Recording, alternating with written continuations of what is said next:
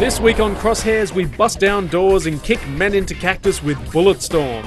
We try our hand at singing as we take on the part of the bard in The Sims Medieval, and find out who would really win in a battle between an eagle and a crocodile with the developers behind Wildlife Forest Survival. Plus news, ratings, your reactions to the federal government's support for R18, and much, much more, so stick around. Hey everyone, and welcome to Crosshairs. My name is Randolph Ramsey. With me, as always, is Federico, the Christmas bear, and also Dan Capini and Miss Laura Parker. G'day, guys. Classic and the Christmas characters. Bunny. Can The I- Christmas bunny. Can I just say, I think Federico and I are the only ones who have actually nailed this whole Christmas episode thing down pat. Okay, I'm so not I'm so pretty sure. sure Santa's little helper has these things on his head.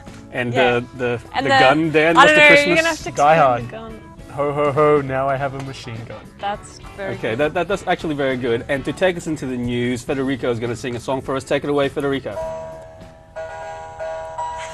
We wish you a Merry Christmas. We wish you a Merry Christmas. We wish you a Merry Christmas. Federico! Welcome to Crosshairs News for the week ending Friday, December 10. Exciting times down under this week with both the Gillard Government, Coalition and the State of Tasmania announcing their full support for the introduction of an R18 classification for video games in Australia. Federal Home Affairs Minister Brendan O'Connor announced on Sunday that both he and the Gillard Labor government fully support R18 for games, a surprising statement given O'Connor's past stance on the issue. They said, "We want to provide a better guidance for parents and remove unsuitable material from children and teenagers. The introduction of an R18 classification will help achieve that." The minister also released the results of a recent government-commissioned Galaxy phone survey into the issue, which found that 80% of the 2,226 respondents supported the introduction of R18 for games. GameSpot AU also tracked down all the state and territory attorneys general on Monday to ask their stance on R18 ahead of Friday's SCAG meeting in Canberra. While most remained cautious, choosing to wait until Friday to form an opinion, Tasmania joined the ACT and the federal government in their support. Watch the site carefully on Friday for more news from SCAG. The past few months have seen numerous signs that a PlayStation phone is in the works, ranging from not-so-subtle hints from Sony executives all the way to leaked pictures of the supposed device. This week, perhaps the most convincing proof yet that the PlayStation phone is in the works came from video footage obtained by tech blog Engadget, which shows the device being put through some of its paces by an unknown user. The soundless video shows the phone with a PSP Go-like slider that produces a panel bearing a D-pad and the four iconic PlayStation buttons. The video also shows an unseen user interacting with a touchscreen menu, which is seen to be running Google's Android operating system. And staying with Sony, in October the publisher announced it was beginning the PlayStation Rewards program, a new awards system aimed at ardent fans.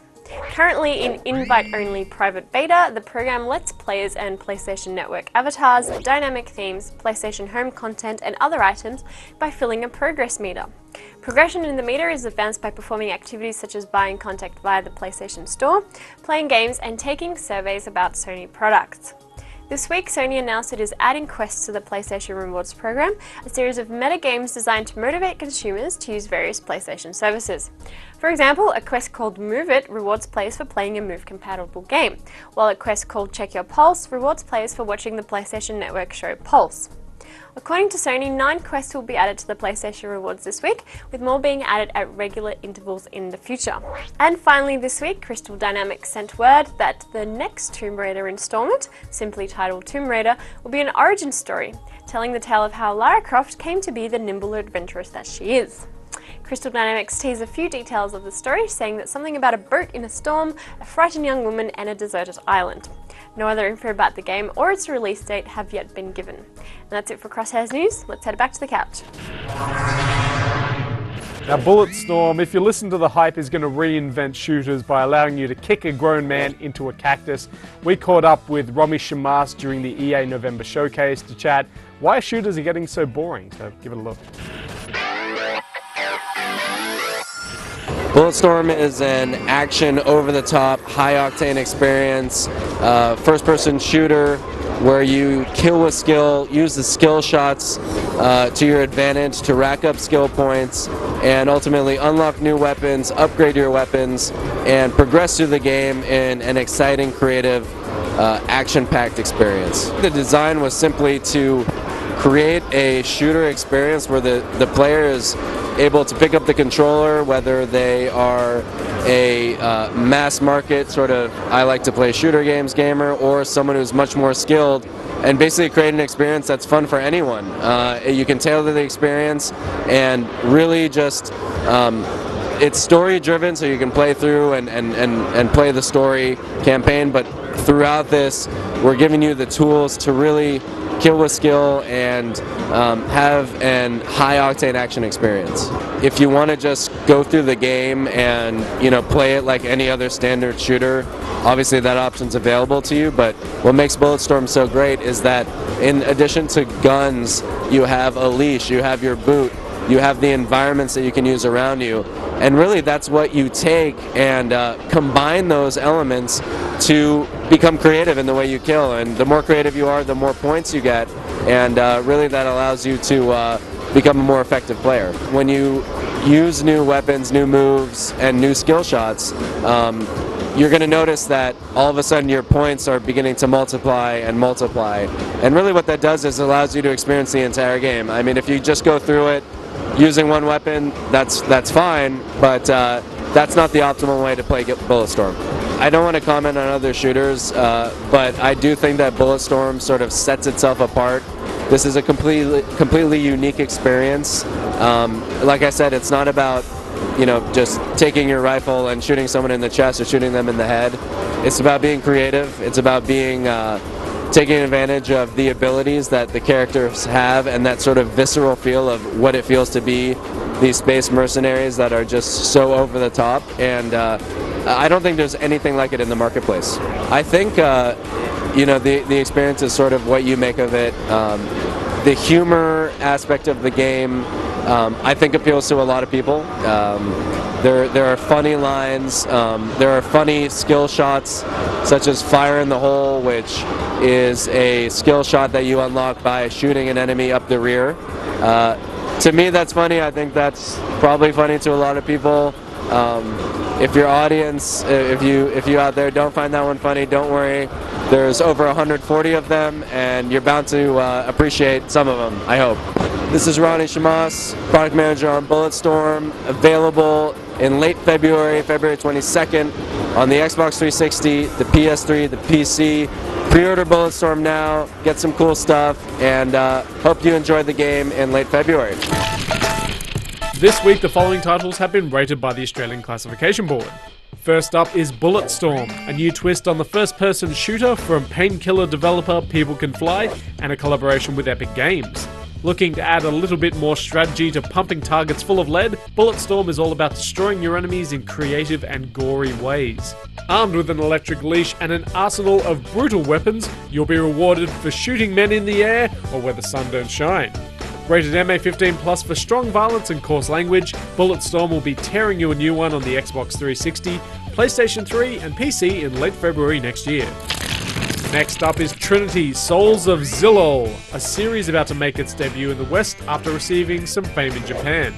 This action-adventure role-playing game puts you in the control of three main characters, a nimble and acrobatic female, a sword-wielding assassin, and a giant. The big hook here is the ability to switch between the trio on the fly, using them to solve puzzles and defeat enemies. Rated M for fantasy violence, Trinity: Souls of Zilol will be out exclusively on the PlayStation 3 in 2011. And finally this week, get ready to swing your lightsaber and collect some studs with news that LEGO Star Wars 3: The Clone Wars has been given the green rating light. The game features new updated graphics, large-scale cinematic boss battles, and the same LEGO slapstick humour you've come to know and love. Rated PG for mild fantasy violence, LEGO Star Wars 3: The Clone Wars will be slicing up robots on the Xbox 360, PlayStation 3, PC, DS, Wii, and PSP in 2011. Now, also at the EA November Showcase, Dan had a chance to check out a new title from EA called Wildlife: Forest Survival, and he had a chance to speak to one of the game's developers. Check it out. Hey guys, we're back at EA Showcase for November 2010. I'm joined by Joe Borey. We're talking about Wildlife, which is, Joe, nature at its cruelest, really. Yeah, you could say it that way.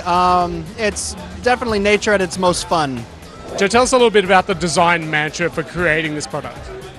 So this whole game kind of started as this idea of what would happen if we put players in very different roles in an online game, not just we all have this particular class, right? But we're different sizes. We have different goals in the end game. And so we ended up kind of getting down to these four: this rabbit, fox, hawk, and alligator, which really kind of, you've got the predator in the water, the predator in the air, the predator on the land, and then the cute, helpless little prey who needs to forage for food and not get ripped up by the other predators. So who's going to want to play the rabbit then? The rabbit's actually quite fun to play because he's our platformer. He can jump high, he's agile, he runs fast. He's got, he collects these carrots, and he is, in a way you could say he's kind of our Mario, right? He's our platformer. He's also got a danger sense that kind of lets him know when other predators are coming on. My rabbit sense is tingling, you could say.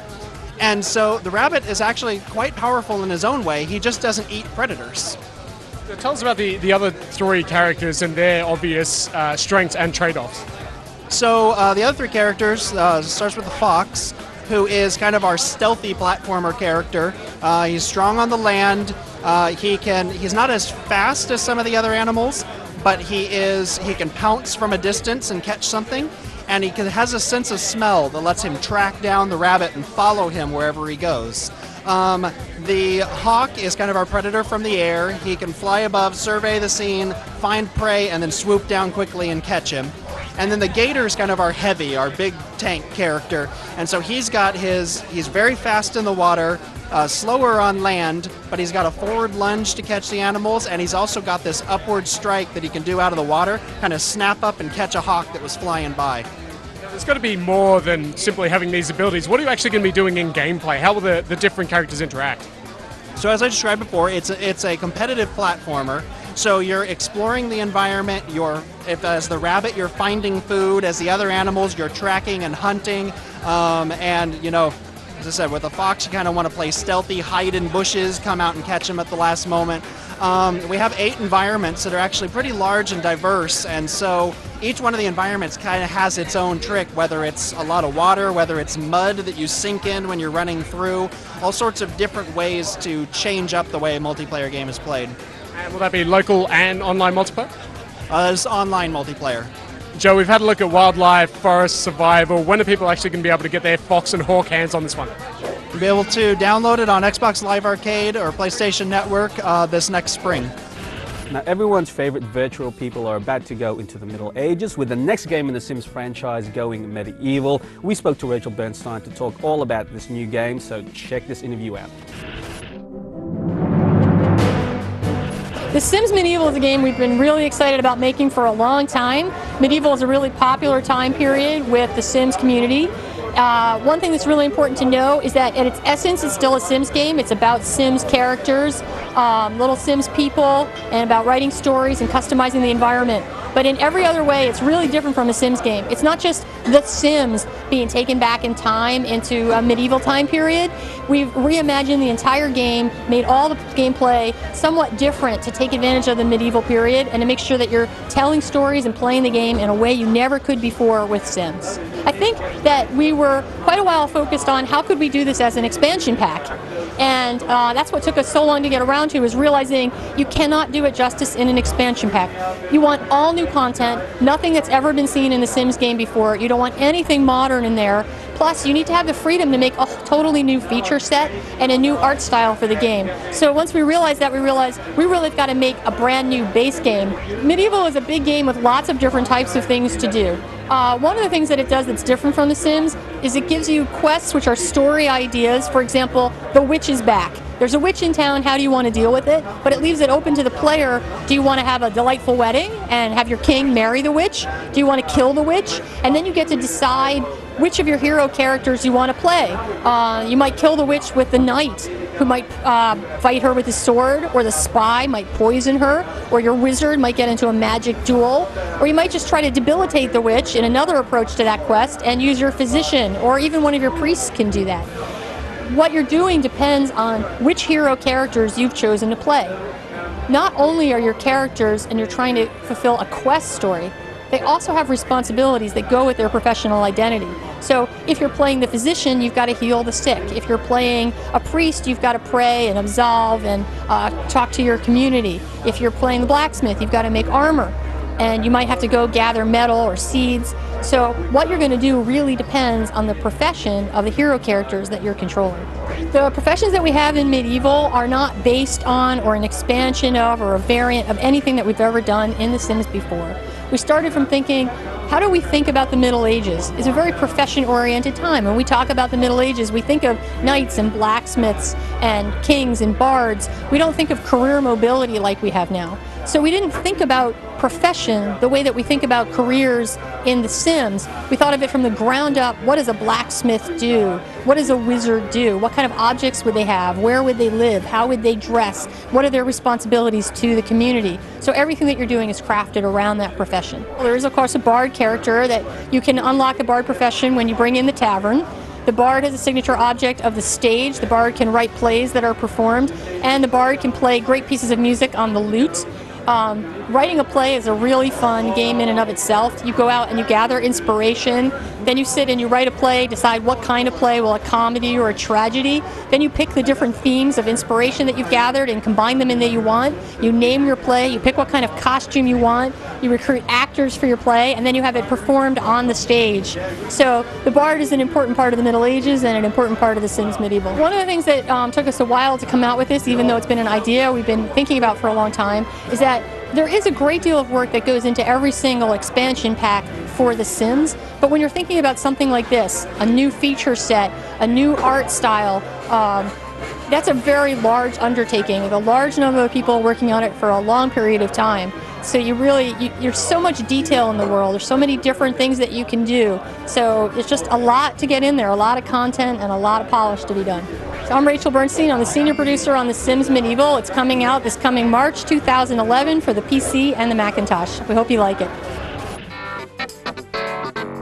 Now, it's been a pretty big last week when it comes to the R18 issue in Australia. We had some really good news, as Laura mentioned at the start of the show, about the federal government and now Tasmania supporting it. So we're going to check in what the community has been thinking about this. Laura, what have people been saying about the whole Aussie government supporting R18 thing? 2x4B96123 says that this unanimous decision-making system should only be applied where there are industrial, horticultural or ecological implications. For something such as ratings, we should have majority rules. Hollow Ninja says, I don't even live in Australia and I'm happy about this. Parents need information about games to be able to make decisions as to what games their children should be allowed to buy. At the same time, this classification will allow older gamers to play games targeted at their age group. The Realsome Guy says, my faith in the government has been slightly restored. And finally, Marina Manson says, Brendan O'Connor's comments sound like this move will be less about letting the games that currently get banned or censored through, and more about just putting tougher restrictions on games we get anyway. If the government is going to keep banning games on the basis they are inappropriate for R18, then we really haven't achieved anything. Thanks for that, Laura. And this week is going to be a very big week because on Friday, Yes. December 10, SCAG is meeting, that's all the Attorney Generals, to talk about this issue. We're hoping something actually happens. What do you guys think? Will we get a decision? What do you think? Let's make bets. All Okay, right. so I'm going to bet $10 that we get an R18. I'll take you on that bet, and Yeah, I'll say I'm we backing won't it. get an R18. And what about I'm thinking that as much as I'd like to see this thing go past, the majority rule system would be ideal, but that's the unanimous that's the concern in my you mind. guys are such pessimists. I think given the situation we have to be. I'd really like to see it come in, but I wouldn't put money on the fact that there will be one. We will actually be going to Canberra and reporting from this, so check out the site on Friday because we'll update as soon as we hear anything. In the meantime, before we leave you guys, Dan, there are some prizes we're giving away on the site, mate. What are they? We are giving away some awesome stuff as always. We've got 15 copies of Need for Speed Hot Pursuit on the Xbox 360 and the PlayStation 3. And if you're looking to upgrade your home theatre system, we're giving away $3.5 grand worth of 3D high-D TV thing for the Tron game that's coming out, as well as 10 copies for runners-up. And you can get those over at www.gamespot.com.au/comps. And I think that is actually the official terminology for the TV. 3D. Big, awesome high-def thing. TV thing. Yeah. It's on the side of the box. Yeah, it's in 3D. It isn't. It's in 3D on the side of And the box. HD. But that is it for our special Christmas episode. We hope you enjoyed 2010's Crosshairs. This is actually our last Technically our last episode for the year where we show you some original content. We will be back next week though to talk about some of our favorite games and take a look back at 2010. And bloopers. And bloopers. In the meantime, you have a good week and we'll see you guys next week. Bye. Bye. See ya. It'll be totally meta if you have us discussing our own bloopers on the blooper reel. It's not meta. Your face is meta. Just start it and we'll throw it off. Why? Because it's annoying and loud. You're annoying. And loud. I'm not. Now, if you like watching wild animals fight, then I'm sure you're going to enjoy this next one. It's called... It's not all about that, is it? Yeah, I think so.